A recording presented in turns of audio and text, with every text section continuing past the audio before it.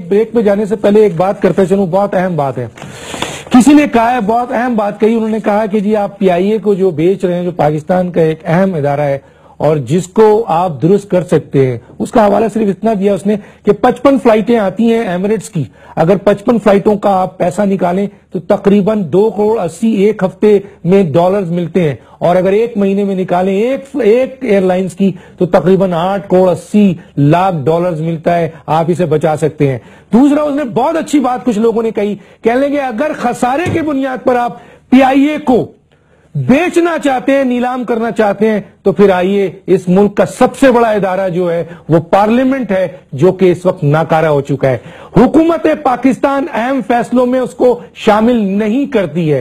Parliament वो इदारा है जहां पर कानून साजी अवाम के लिए नहीं होती है।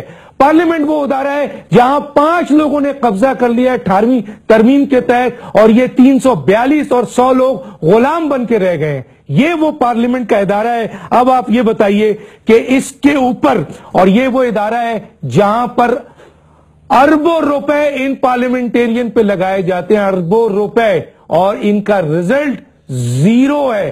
तो क्यों ना ऐसी पार्लियामेंट को, जो अवाम को, पाकिस्तान को कुछ ना दे सके, उसका नीलाम होना चाहिए, ना कि पीआईए का नीलाम होना चाहिए।